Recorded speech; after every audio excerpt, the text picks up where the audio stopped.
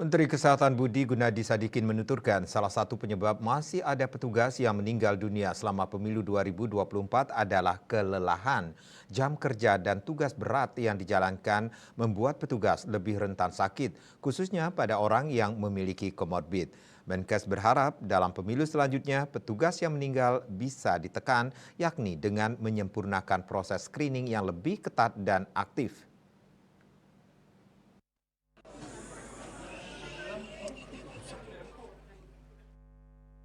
Dalam konferensi persnya di kantor Kementerian Kesehatan, Menteri Kesehatan Budi Gunadi Sadikin menuturkan salah satu penyebab mengapa masih ada petugas yang meninggal dunia selama pemilu 2024 adalah karena kelelahan. Jam kerja dan tugas berat yang dijalankan membuat petugas lebih rentan sakit, khususnya pada orang yang memiliki komorbid. Ia juga menyoroti jam kerja petugas pemilu kerap berlebihan atau overtime. Ia bahkan mengibaratkan bahwa kerja petugas pemilu sangat berat seperti anggota pasukan khusus TNI. Menkes Budi menuturkan bahwa jumlah petugas yang meninggal selama pemilu 2024 mengalami penurunan drastis. Hal ini menurutnya terjadi berkat screening yang dilakukan selama penyeleksian petugas pemilu. Hal ini penting untuk memonitor kondisi kesehatan dari petugas. Menkes juga berharap di pemilu selanjutnya jumlah petugas yang meninggal bisa ditekan hingga 0 kasus. Dengan langkah yang bisa dilakukan adalah menyempurnakan proses screening kesehatan yang sudah ada serta lebih ketat dan aktif. Terlalu berharga. Nah, yang sudah dilakukan tahun ini terima kasih sama Pak Gubernur, kita sudah screening.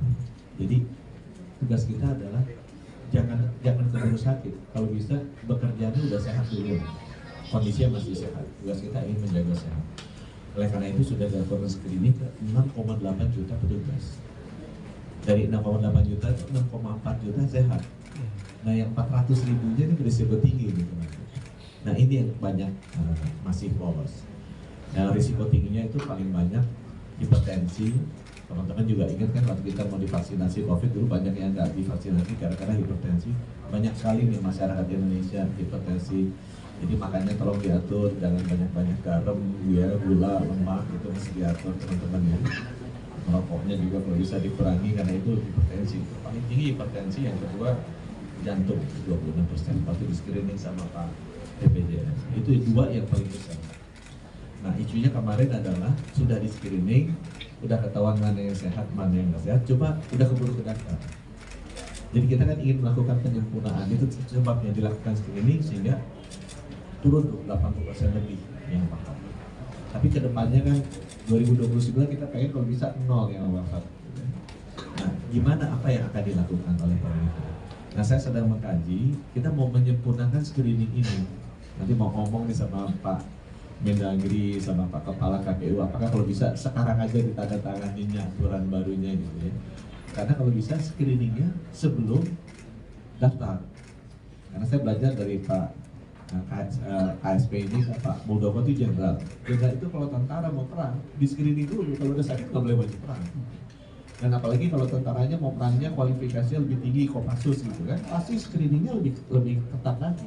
Karena ini Bawaslu ini kan petugas pemilu ini kan kerjanya, aku dengar ada yang sampai di atas 10 jam gitu kan, ada yang 12 jam, 16 jam. Ini kan udah kerja kayak tentara Kopassus gitu kan. Kerjanya kerja yang benar-benar khusus dan benar.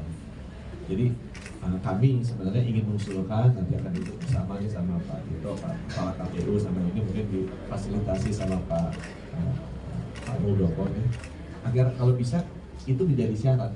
Jadi screening kesehatan itu menjadi syarat untuk mereka jadi tugas. Itu langkah pertama penyempurnanya. Dari Jakarta, Juli Suwarte dan Ketut Sumadiasa melaporkan.